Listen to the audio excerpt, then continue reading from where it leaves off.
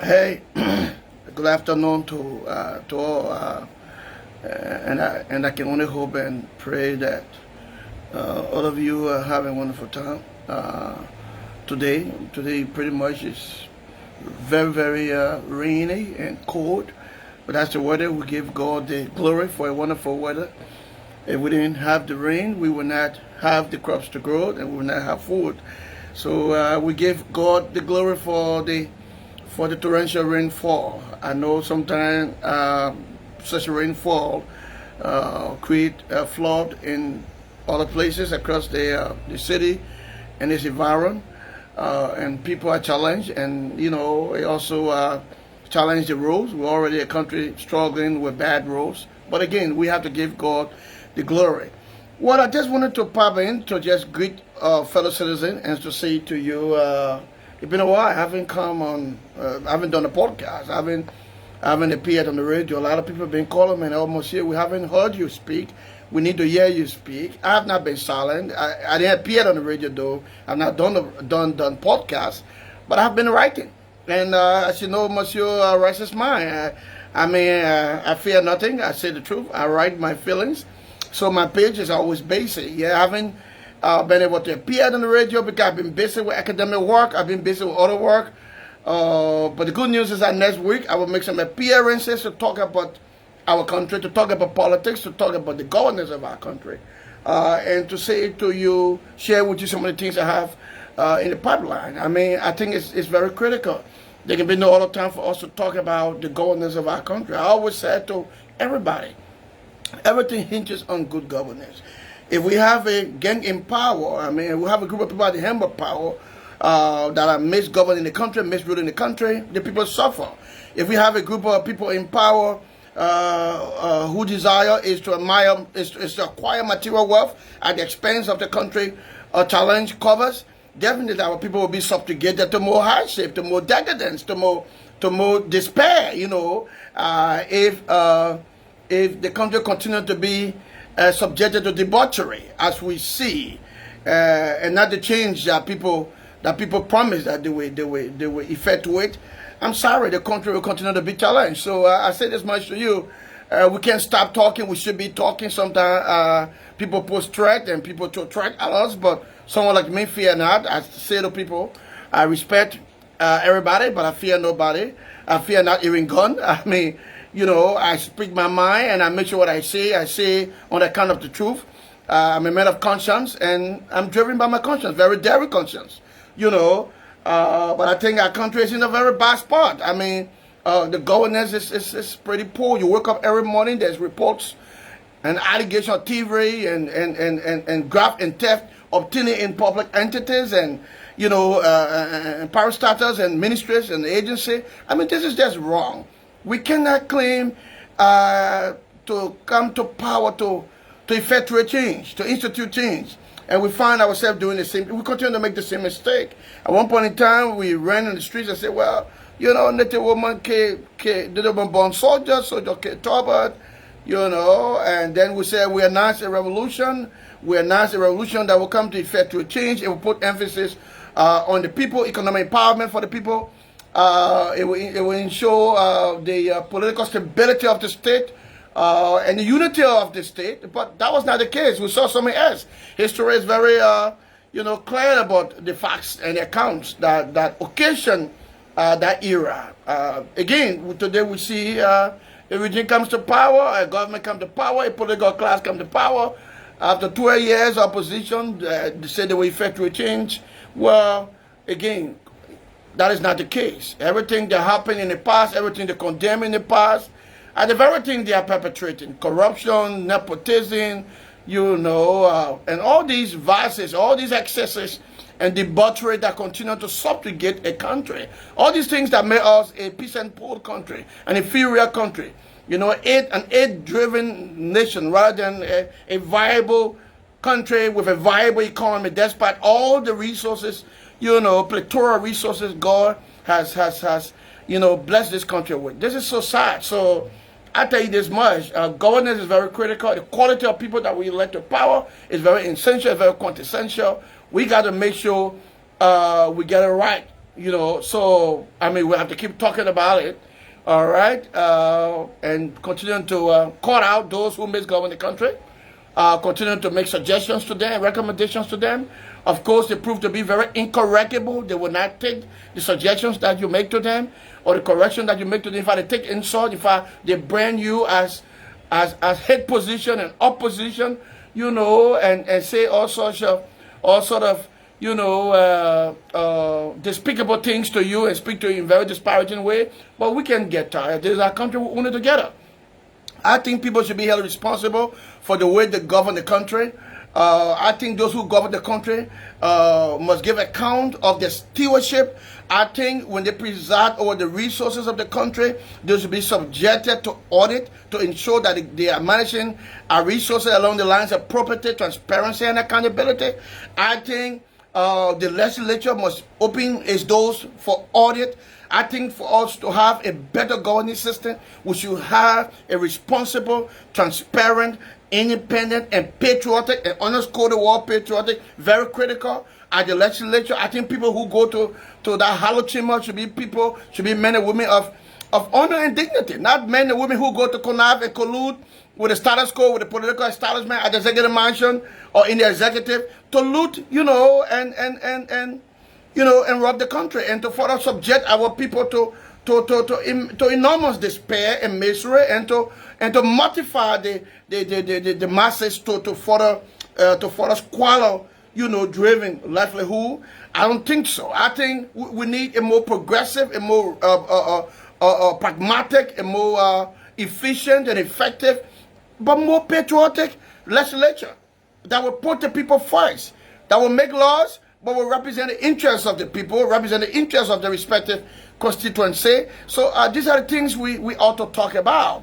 All right? I think we need a court system that will dispense justice fairly, you know, along the lines of equity, along the lines of transparency, irrespective of who are involved. I mean, we should not, and no judge should be able to give verdict or judgment based on brand envelope. I think the court should be sacred. The court should be responsible. I think the court should be fair. So I don't think the court should be politicized. I don't think the court should be subjected to the whims and caprices of the president or the executive.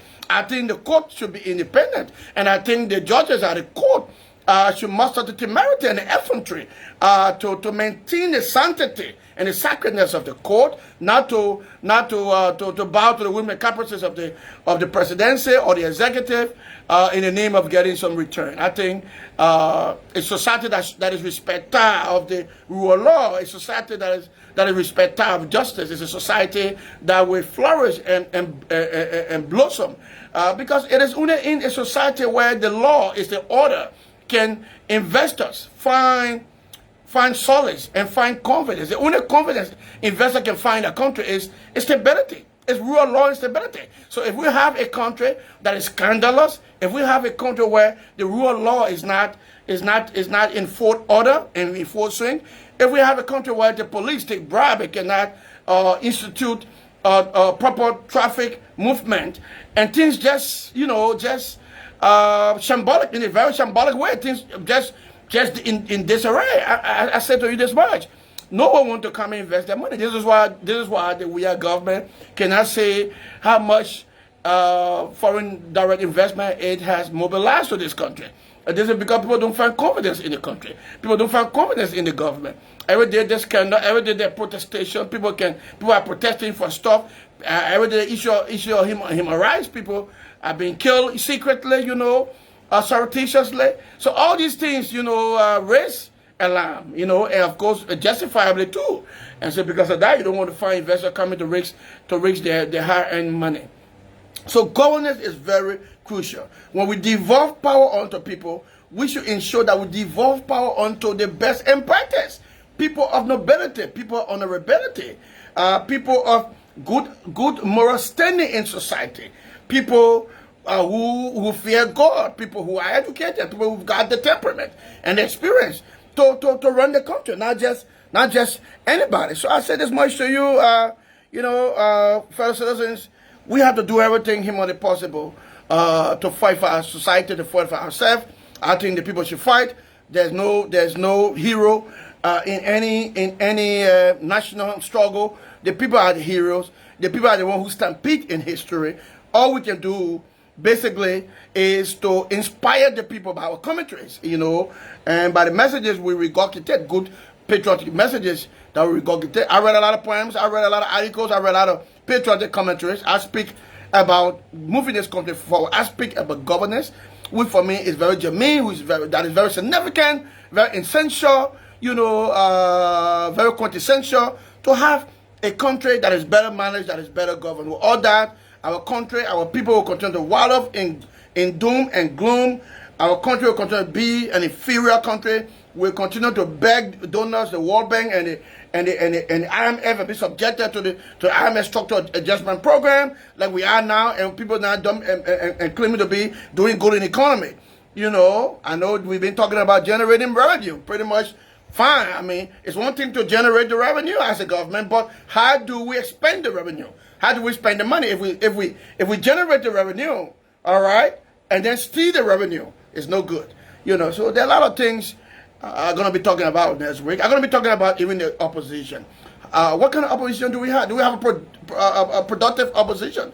Do we have opposition that is ready, and genuine and serious about taking over from this criminal empire, the den of thieves that we have presiding over the country?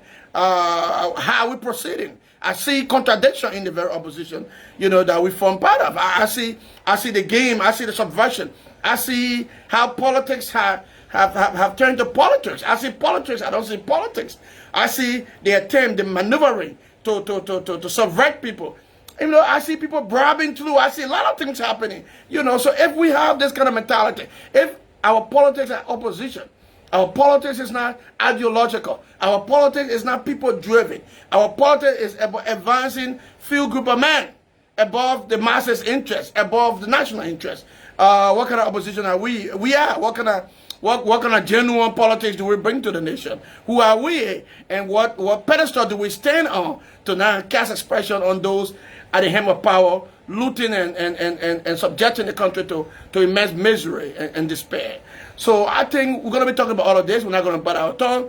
We're going to talk about the contradictions and the idiosyncrasies and excesses obtained within the better of the opposition. And I think we need to muster the courage to talk about that.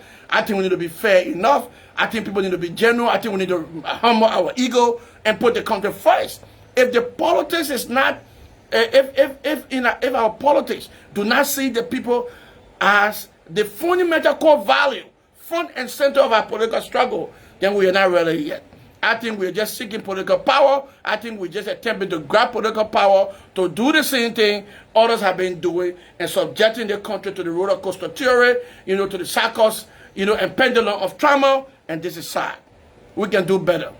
We can do better with our country. Others are moving forward. We cannot continue to be a country tattered, torn, broken, poor, begging when God has bountifully and immensely blessed our country. This brings me to the good news I wanted to share with you.